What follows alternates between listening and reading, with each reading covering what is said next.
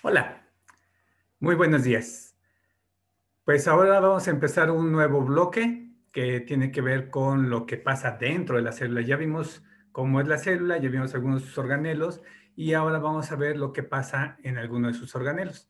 Y a este bloque le he llamado fisiología celular porque vamos a ver básicamente algunas de las reacciones más importantes del metabolismo que ocurren en estos organelos que seguramente reconocen, como el cloroplasto y la mitocondria. Y después vamos a ver en la siguiente semana el ciclo celular, que es gobernado principalmente por el núcleo. Entonces pongan mucha atención porque a partir de ahora pues empieza un nuevo bloque y espero que no tengan problemas con verlo. Vamos a iniciar con metabolismo y bueno, en una clase en la que no tuviéramos tanta restricción de tiempo, les hablaría largo y tendido sobre Frankenstein y cómo esta novela del monstruo Frankenstein fue una representación de cómo fueron cambiando los paradigmas en cuanto a lo que sabíamos sobre la vida. Dejamos de pensar que la vida se obtenía por un soplo divino y que la vida, que la energía podía ser que nos mantiene vivos, esa energía esotérica como la que les mencionaban en el experimento de Emily y también como la que mencionan en muchas terapias alternativas, ¿no? Frankenstein, entonces, básicamente lo que hizo fue hacernos ver que la energía que nos mantiene vivos es una energía física. Vamos a ver entonces en esta clase el metabolismo y vamos a recordar que el metabolismo es una de las características de los seres vivos y que básicamente se refiere a esas reacciones químicas que le permiten a los seres vivos intercambiar materia y energía entre los seres vivos y el medio que los rodea. Mucho ojo con esto, es intercambian materia y energía, no materia por energía. Pero a ver, ¿qué pasa con la energía? ¿Por qué es importante? ¿Para qué la necesitamos? Lo podríamos pensar como, bueno, les pongo siempre de ejemplo sus recámaras, que es muy difícil cuando nos ponen a arreglarlas y nos cuesta mucho trabajo y nos cansa y luego por eso no lo queremos hacer. Y más rápido de lo que tardamos en escombrar todo, ya está otra vez hecho un tiradero. Bueno, pues eso pasa más o menos con los seres vivos, porque en el universo, y lo verán en física, o si no es que ya lo vieran, hay una ley de la termodinámica que se llama ley de la entropía y que dice que todo en el universo tiende a la entropía, y la entropía la podemos entender como el desorden. Más que un desorden, es un estado de equilibrio en el que no se requiere de energía. Si se acuerdan, y esto recuérdenlo bien, los seres vivos somos complejos y organizados. Para mantener esta complejidad y esta organización, pues se requiere energía. Y para eso básicamente es lo que necesitamos, para lo que necesitamos energía. Vayan tomando apuntes, porque esta autoevaluación va a estar un poco más pesada, pero bueno, yo espero que les sea leve. Entonces, bien, en este ejemplo de el agua sólida, es decir, un hielo, vean cómo estas que parecen mosquitas, que son o están representando moléculas de agua, están unidas más ordenadas por enlaces por puentes de hidrógeno, y a diferencia del agua líquida, que tiene menos puentes de hidrógeno y es más desordenada, ¿no? Si nosotros comparamos un cristal como los de hielo o el agua, pues podríamos pensar que está más organizada el agua y tiene más energía representada por estos puentes de hidrógeno. Si pensáramos en el agua como gaseosa, pues no tendría ninguno de estos puentes, estarían estas mosquitas libres y desordenadas por ahí. Bueno, los seres vivos transformamos la energía de muchas formas. Para empezar, y esto es algo muy importante que recordemos, la energía que usamos básicamente es la energía química, por eso la pongo aquí en el centro de este diagrama. Y para obtener esa energía química, no cualquiera puede obtener energía química. Básicamente los organismos fotosintéticos, los que pueden hacer fotosíntesis, pueden convertir la energía radiante en energía química, la energía radiante como la del sol. Algunos, muy pocos, pueden convertir la energía química en energía radiante, como aquellas bacterias que pueden producir bioluminiscencia. Y a partir de esa energía química que obtenemos los seres vivos de varias formas, podemos convertirlo en energía eléctrica, por ejemplo, en las anguilas, y también nuestro pensamiento, nuestro cerebro convierte esa energía química en energía eléctrica.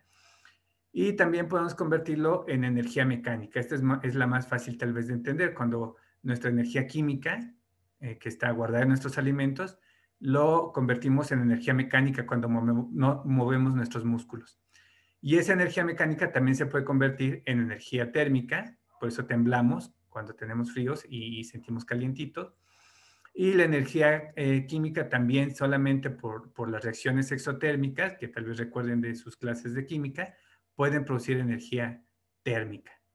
Y así hay varias conversiones de tipos de energía, pero quiero hacer hincapié en que la importancia de los organismos fotosintéticos como las plantas es que son los únicos capaces de convertir energía radiante o energía luminosa en energía química. Y a partir de ella, todos los otros organismos, los heterótrofos, vamos a usar esa energía para transformarla y realizar todas nuestras actividades. Y acuérdense, para mantener nuestra complejidad y nuestra organización. Vayan tomando notas de esto, aunque también está en Google Drive, en unas diapositivas. Pero el metabolismo lo podemos dividir básicamente, que ya quedamos que son las reacciones químicas de los seres vivos, en dos tipos de reacciones. Las reacciones catabólicas, a las que se les llama catabolismo, y las reacciones anabólicas, a las que se les llama anabolismo. ¿Qué pasa si estas reacciones metabólicas producen el intercambio de materia y energía? ¿Qué pasa con la materia? Bueno, la materia puede ser compleja si está unida, como vimos en el caso del agua, o puede ser simple o desorganizada, como estamos viendo en esta imagen de aquí abajo. Estas bolitas nos están representando átomos, por ejemplo, que son materia, y aquí estos átomos están organizados, aquí están desorganizados.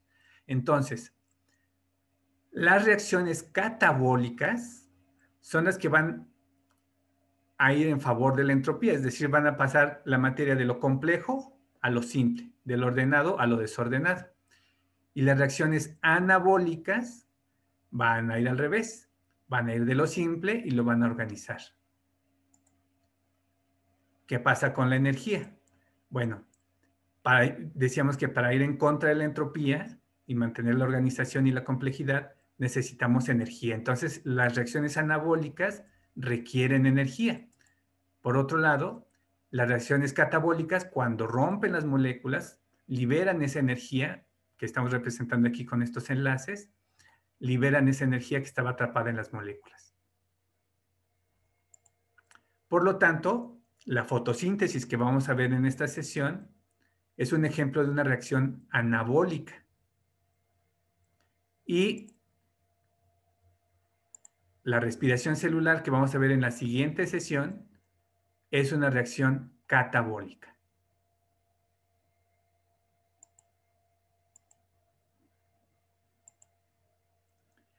Y antes de seguir hablando de las reacciones y de la fotosíntesis y la respiración celular, me gustaría que recordemos algunas moléculas que son importantes para el metabolismo energético.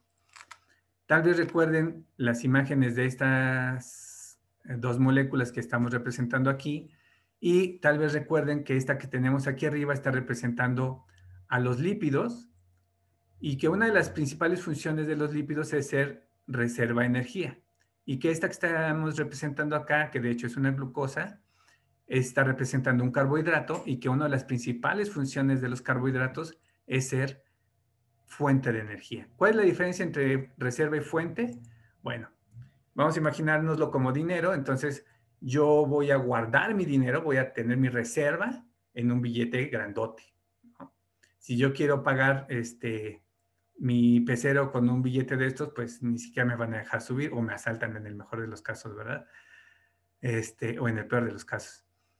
Pero para entonces gastarlo como fuente de energía, es decir, para obtener mi energía de forma rápida, pues uso unas moléculas más pequeñas con menos enlaces y estos van a ser los carbohidratos, básicamente. Algunos organismos usan carbohidratos, unas cadenas largas como los almidones, también como reserva de energía. pero básicamente podemos quedarnos con que los lípidos, recuerden, son reserva de energía y los carbohidratos son fuente de energía. Esta molécula, adenosín trifosfato, ATP para los cuates, es una molécula muy interesante porque todos los seres vivos la utilizan en su metabolismo energético.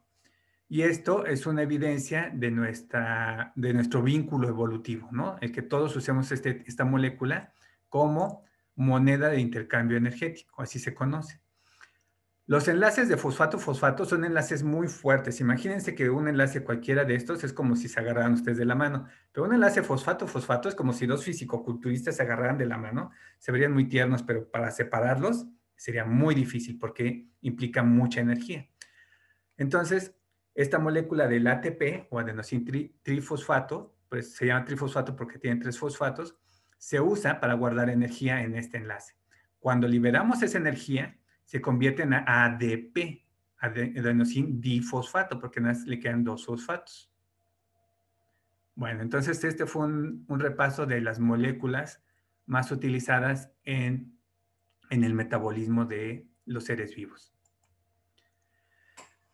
Y les decía que en esta sesión de hoy vamos a analizar la fotosíntesis. ¿Para qué sirve la fotosíntesis? Es otra pregunta que tienen que recordar. Como aquí no me pueden responder en vivo, les comento que muchas de las veces que pregunto esto en clases presenciales, me platican, y más cuando ven esta imagen, que la fotosíntesis sirve para producir oxígeno.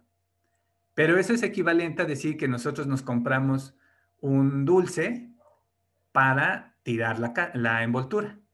Y no es así, ¿verdad?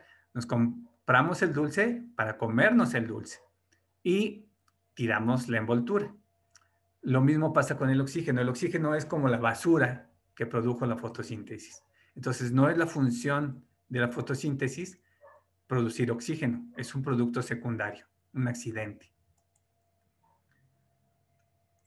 Recuerden, porque además a veces se los piden, yo no, pero recuerden la fórmula de la fotosíntesis que tenemos aquí abajo, en la que van a entrar 6 moléculas de dióxido de carbono. ¿De dónde entran? Pues entran del aire. Esas moléculas, el dióxido de carbono es un gas que está en el aire y va a entrar por medio de unas células especializadas, unos poros producidos por unas células que se llaman estomas, a las plantas vasculares. Va a entrar 6 moléculas de agua que, como sabemos, van a ser absorbidas por las raíces, y va a entrar energía luminosa que también es captada por las hojas, en particular, recuerden, por la clorofila, de la que vamos a hablar un poco más adelante. Y todo esto que va a entrar en esta caja negra que se llama fotosíntesis, nos va a dar como resultado una molécula de 6 carbonos, C6H12O6, que es la glucosa. Esto que está aquí es la glucosa, y vamos a liberar además oxígeno. Vamos a entrar más en detalle adelante de qué entró y en qué se convirtió, pero es muy común pensar que el dióxido de carbono, que es un gas que está en el aire, se transforma en oxígeno porque también es un gas y también queda en el aire, pero vamos a ver que no es así. La fotosíntesis implica al menos 2 fases de una serie de reacciones y se llaman fase luminosa y fase oscura. Como vamos a hablar de ellas un poco más adelante con animaciones, no me voy a detener mucho en esta imagen. Después pueden regresar a ella para analizarla con calma o verla en las diapositivas. Pero recuerden que la fotosíntesis, para irme un poco, bueno, vamos a la animación, va a abarcar dos fases, como les decía. La fase luminosa va a ocurrir en estas membranas internas del cloroplasto que se llaman tilacoides. Y se llama fase luminosa porque depende de la luz. Aquí va a entrar la energía luminosa. Y la fase oscura, también conocida como ciclo de Calvin, donde que ocurre en el estroma del cloroplasto, es decir, sería como el citoplasma del cloroplasto, se le llama estroma. Y se llama fase oscura no porque ocurre en la oscuridad, sino porque no depende de la luz. Vamos a analizar estas dos reacciones. Bien, la fase luminosa, como habíamos comentado, va a ocurrir entonces en los cloroplastos. Aquí estamos viendo un cloroplasto que tiene su membrana interna organizada en estas como moneditas que se llaman tilacoides y que todas en su conjunto, si se acuerdan, se llama grana, y el citoplasma es el estroma.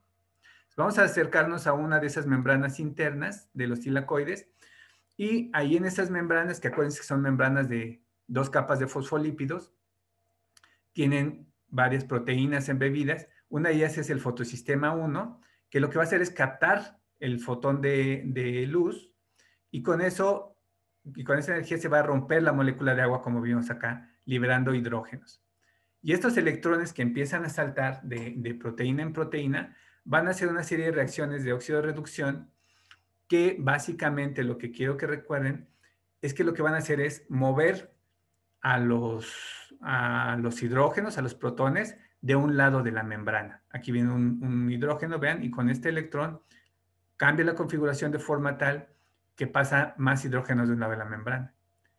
Cuando tenemos muchos hidrógenos de un lado de la membrana, como son impermeables estas membranas a estos protones, vean aquí como, y del agua que se rompió, liberamos los hidrógenos, pero también quiero que recuerden que aquí se libera el oxígeno. Este es el oxígeno que se libera. No vino del dióxido de carbono, sino del agua. Recuerden eso. Y pues como les decía, todos estos hidrógenos salen como en portazo de concierto por esa proteína que se llama ATPasa y que lo que va a hacer es formar ATP. Un segundo fotosistema que se llama fotosistema 1 va a pasar sus electrones a otras enzimas que lo que van a hacer es capturar estos hidrógenos en una molécula que se llama NADPH. La molécula original se llama NADP y cuando atrapa los hidrógenos del agua, fíjense, o podemos considerarlo así, se va a llamar NADPH. Entonces, esto es lo que ocurre en la fase luminosa. En la fase oscura, que como habíamos dicho ocurre como habíamos dicho ocurre en el estroma del cloroplasto, se van a usar esos ATPs que se produjeron en la fase luminosa y ese NADPH, que es básicamente energía. La energía está aquí atrapada en el ATP. Aquí convertimos la energía luminosa en energía química y capturamos hidrógenos. Entonces, estas moléculas con energía y con hidrógenos van a servir para que estas 3 moléculas de dióxido de carbono que entran, acuérdense, del aire, se combinan con otras moléculas, otra vez en una serie de reacciones de óxido de reducción. Acuérdense que esto se llama fase oscura porque no depende de la luz, pero no necesariamente ocurre en la noche. Y también se le llama ciclo de Calvin en honor al investigador que lo describió. Bueno, entonces, esas 3 moléculas de dióxido de carbono que se combinaron con las que ya estaban aquí, empiezan a hacer una serie de reacciones como estas en las que, si ven, se van a agregar fosfatos. Aquí gastamos energía. Para esto empezamos a gastar nuestra energía. Y después se les van a pegar hidrógenos por este NADPH, que es un carrito que lleva los hidrógenos. Se van los NADP y se quedan estas moléculas con hidrógenos. Y se nos van separando. Una de estas 3 van a representar, más bien una de estas moléculas, son 6, pero representan los 3 carbonos que entraron de dióxido de carbono en el primer ciclo. Entonces aquí tenemos 3 carbonos que entraron en forma de dióxido de carbono, que hicieron una serie de reacciones y que ya tienen hidrógeno y ya tienen ATP. Bueno, energía para formar sus enlaces. Y después volvemos otra vez al principio donde comenzamos y vuelven a entrar 3 moléculas de dióxido de carbono, que otra vez se van a combinar, van a seguir una serie de reacciones de óxido de reducción,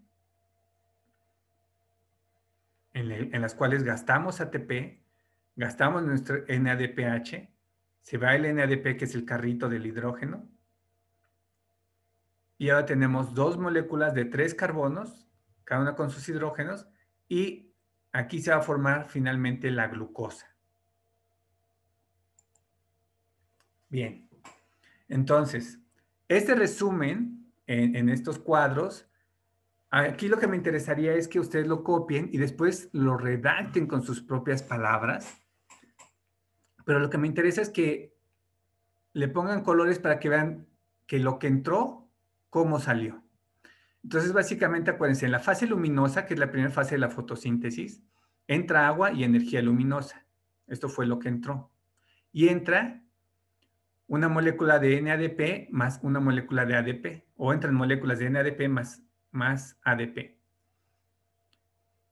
En la fase luminosa que ocurre en los tilacoides, que son esas membranas como moneditas, sale NADPH. Cuando rompemos el agua, estos hidrógenos los podemos pensar aquí, atrapados en el NADPH. Vean cómo estoy poniendo en rojito. Digo, cualquier químico me regañaría por hacer este enlace, pero mi intención con esto es que vean que la energía luminosa queda atrapada finalmente en el oxígeno, digo, en el ATP, y que el oxígeno viene del agua que se rompió. Y este es el oxígeno que libera la fotosíntesis. Ya tenemos entonces NADPH, porque venía esta molécula de NADP y este ADP que se convirtió en ATP. Tenemos NADPH y ATP que van a entrar a la fase oscura junto con dióxido de carbono, que acuérdense que está en el aire y lo toman las hojas. Y en la fase oscura, que va a ocurrir en el estroma de los cloroplastos, que era como el citoplasma, si se acuerdan, lo va a combinar todo esto como vimos en ese ciclo de Calvin, y el dióxido de carbono va a formar tanto los carbonos como los oxígenos de la glucosa. Los hidrógenos que nos hacía falta para la glucosa vienen del NADP, que a su vez viene del agua, y la energía para mantener todo esto unido, complejo y organizado, vean que viene del ATP, que en última instancia viene de la fase luminosa. Bueno, sí, de la fase luminosa y de la energía luminosa. Entonces, les recuerdo, traten de copiar estos dos cuadros y vean cómo se van relacionando. Esto de NADP y ADP son como carritos que transportan por un lado hidrógenos y por otro lado se le pega un fosfato para llevar la energía. Es un carrito de hidrógenos, un carrito de energía. Y lo que va a entrar a la fotosíntesis, como vamos a ver en el siguiente cuadro, ya en un resumen de solamente la fotosíntesis, entra agua, energía luminosa y dióxido de carbono, y sale glucosa, que es esta molécula que tenemos aquí arriba, y oxígeno. Ocurre en los cloroplastos. Y otra vez, el agua formó los hidrógenos de la glucosa y el oxígeno que se libera. La energía luminosa nos sirve para mantener unida nuestra molécula y el dióxido de carbono forma pues los carbonos y los oxígenos de nuestra glucosa otra vez. Hasta aquí lo vamos a dejar ahora y la siguiente vez vamos a ver qué hacemos ahora con esa molécula de glucosa y cómo podemos recuperar esa energía.